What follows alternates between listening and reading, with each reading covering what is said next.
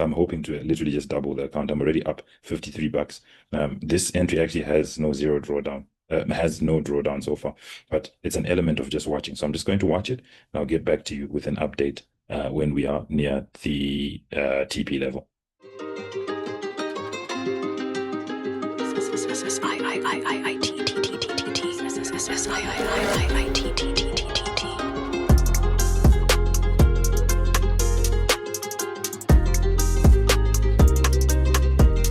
What is up, guys? I'm back here again with another one. In this video, I share an approach that I believe is fundamental for constant profits. Make sure you watch the whole video, as I've included examples of live trades that I took. Sit back, relax, and enjoy. Please note, any information herein is not intended, nor does it constitute financial, tax, legal, investment, or any other advice. But essentially, if I'm pushing to the downside and I can see that there's some momentum in the market, what I do is I mark the exact opposing move of that movement, okay? So this, what I've just shaded now, let me delete this now, we don't need it. What I've just shaded now is the opposing move of this sell movement. So the issue here is that if we're going to look for ways to join this sell movement, this opposing move actually matters to us because it will give us information as to how the market was pushing up when we were selling. And this upward movement, this opposing movement, will oppose our current supply. So our current supply, as we scale down, is forming lower highs and lower lows in its own right, right? But however, there's also an opposing move from the past, and the opposing move would be like this, all right? This is the opposing move, and what you'll notice is that as we're pushing to the upside, we're forming higher highs and higher lows, and what we're forming, most importantly, what we call ceilings, okay? So this right here is a ceiling. Why? We got here and we failed to break, okay? This right here is a ceiling. We got here, we failed to break, then we finally broke. So these are all ceilings. And what happens is as we scale down, we're taking note of this downward market structure, and we're also going to mark our ceilings as we see. The reason is that if we're going to join this sustainably, we need to know what these past ceilings, how they impact the market movement, okay? So as we push to the downside, whenever we interact with a past ceiling, what usually happens is we have a retracement, okay? All right, and the market then wants to push and find adequate supply for us to then continue to the downside and be able to break that past ceiling. Are you still with me? Do you understand what I'm saying? Yes. Exactly. So this is why it's actually very much important for us to have that opposing move and to mark those past ceilings. A good example is right now we would have just essentially interacted with this past ceiling. It's possible that the market would then want to retrace, right? Find adequate supply and then continue down. So if we don't know where these past ceilings are, we could run into trouble. For instance, we could sell here and then we get kicked out, okay? So us marking it gives us an idea of where the retracement points will be and how we can join. So how you can join, usually what happens is once the market has broken a past ceiling, okay? This is a ceiling. If we break below, the market usually wants to go and retrace, okay? Let's use white. It wants to go and retrace, and it will usually find an order somewhere around there that's responsible, right, for the break of that past ceiling. Okay, so sometimes the order block is somewhere around here, but that's not what really matters. What really matters is that we want to take note of this movement, this retracement. And when it's done, that shows us, that says a lot. What do I mean? Once we interact with this ceiling, we're going to retrace. And this movement is something like this. But when this movement is done, it shows us that the demand that was waiting here at this past ceiling is also done. And this is usually a safe way to then join the movement, push down, okay? And our next targets are likely to be the next ceiling of that opposing move. Do you catch my drift? Okay. So, coach, do we only mark this ceilings from the monthly?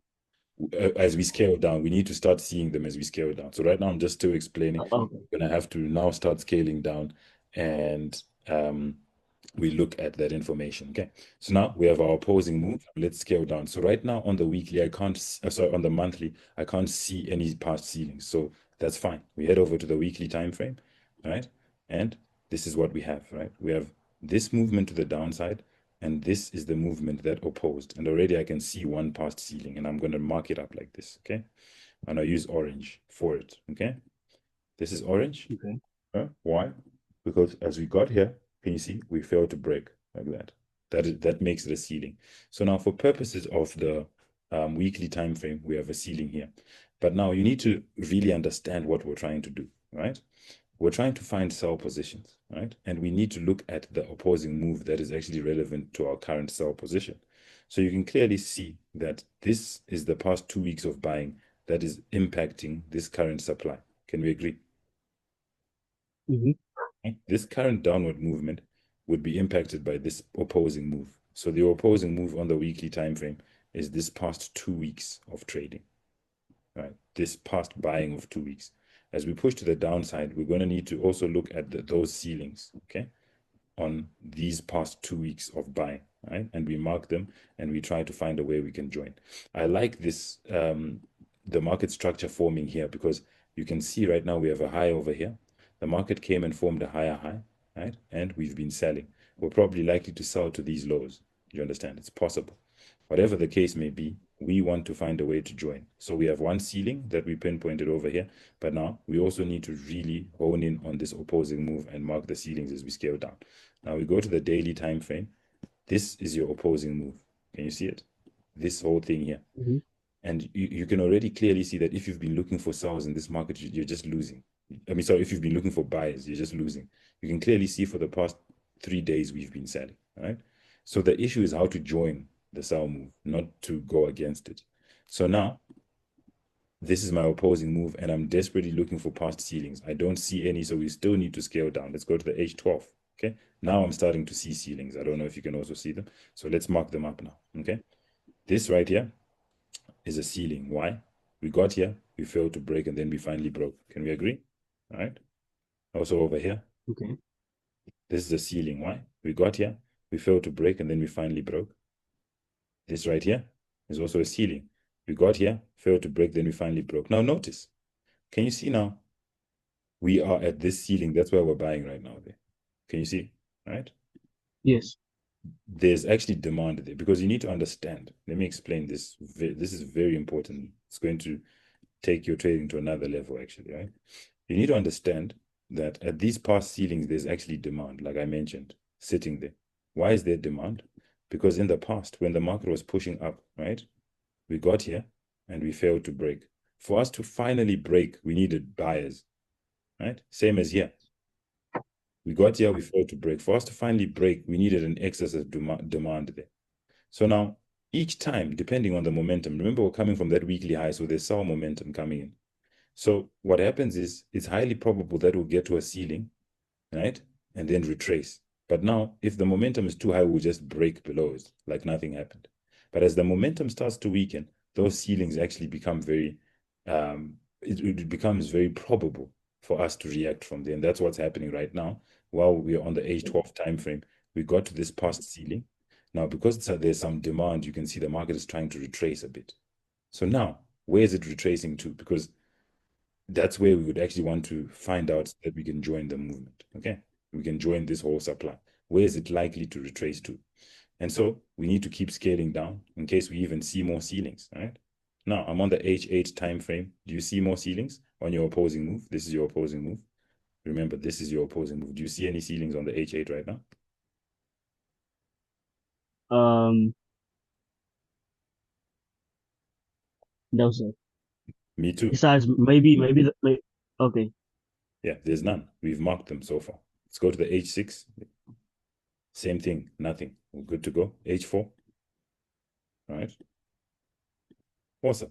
So now, this is what we have. We want to see how can we join. Right now, we can't just sell right now. You can clearly see we have to finish this demand at this ceiling. Do you understand what I mean? It has to finish. And that demand is what's going to cause whatever retracement. And it's possible that, that demand goes and even looks for supply here, this order block, whatever the case is. But I'm saying it's now important for us to monitor this demand. Because what happens is that once this demand has run out, all right, and we start pushing down, that means that this ceiling will no longer be a problem, right? And if we place our entries, we can then actually anticipate to what? Take profits at the next one. Do you get me? So now, Yes. a good example of what I'm talking about is right here. This is the 4 hour time frame, right? If we nicely zoom in, this was a ceiling, right? Remember, we marked it up. Can you see when the market was pushing down, what happened? We got there can you see we actually tried to buy, right? This is 4-hour time frame. This is 4, 8, 12, 16 hours, the whole day. And we even got to here. The market was trying to buy because there was demand. But that demand ran out because the sell momentum from that weekly high was too high for it. Then boom, we broke below. So now, after this demand was taken, it had run out, these are your entries, right? The issue is we need to wait for that demand to run out. And we need to speculate properly as to where it could probably run out so that we can catch an entry. So now, this is what we have. This is the current situation. Right now, I can't sell. Like I'm saying to you, we're on the 4-hour time frame. For the past almost 7 hours, this thing has been buying, and it's only because of this guy. So imagine if you don't drop these ceilings, you're in trouble because you don't even know what you're doing. You could just press sell anyway, and then you get retraced into. So now, this is the current sell structure, right? This, are you there? Yes, I'm listening. This is the current sell movement supply. If we go back to that weekly time frame, look, this is it. Remember, we're selling from these higher highs. If we go to the monthly, remember, we're selling from that. And all we've been trying to do is to actually just join the sell move in a clever way. So if we're now back on the H4 time frame, this is what we have. And we want to find a way to join. So my proposal for this would be, yeah, I mean, so for V75 on S, if you go to the weekly, let's do this. You'll notice that we've actually formed like a higher high, right? So this was the first high, and this was the higher high, and you can see that momentum coming down, right? Yeah. So we also have a new monthly candle, right? And you see that sell momentum. So essentially, I was actually looking for a sell, right? And so I think I got it on the H1, and I was just willing to just hold it. I pumped my sells all the way over here, and in my mind, of course, my stops would be hidden at like past ceilings. Right. Just in case, because I mean, if you enter here, because there's a demand zone here, you could get a retracement all the way to there. Yeah. Right? Yeah. So I've been holding it, and yeah, essentially it's just essentially just doubling it now.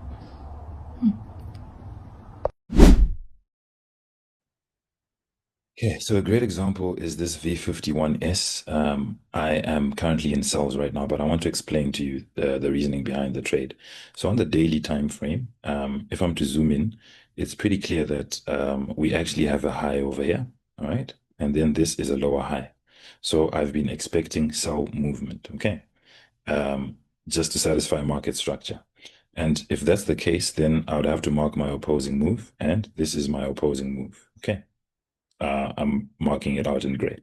So now, as I've been scaling down, just being on the H1 time frame, I've been trying to get an entry till this level here. Reason is that, if we have such a high and a lower high on the daily, we're probably going to exceed this, okay? So now being on the H1 time frame, what do I see? I see the past ceilings, okay? Because that's my reference for, placing the entry. These are my past ceilings right here, right? We got here, we failed to break, got here, failed to break, got here, failed to break. Now, as we push to the downside, the market came and it interacted with this ceiling here and it pushed up. Great. It came back and there was still some demand and it interacted with the ceiling and it pushed up. So now, for me, evidence that this demand here should be done.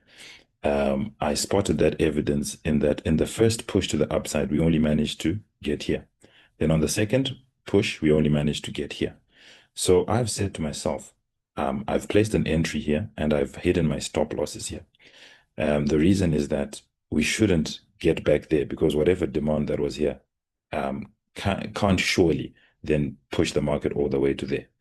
And my TP is here. So now in terms of risk to reward, what are we sitting at? I know this is let's just check this out. So this is a $213 account, and I'm hoping to literally just double the account. I'm already up $53.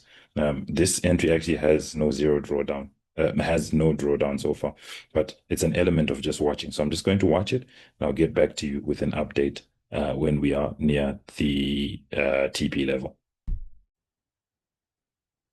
Okay, I'm back, and as you can see, that trade is now reaching TP, and we have doubled the account. You see that 213 is now double. Of course, it's a live account. So, of course, these past ceilings definitely help us in relation to looking at how we react in terms of demand at those areas. And once that demand is finished, we can then look to place our trades. So I'll actually just be closing this now. There's absolutely no need for it now, as the movement is actually done. Let's close them. Let's take all profits on all of them. Okay, done. All right, so there you have it. As always, it's important to stick to your strategy and wait for the conditions to align to use it. If you like what you see, feel free to contact me for the list of my services. You can find my contact details in the description of this video. Until next time, cheers.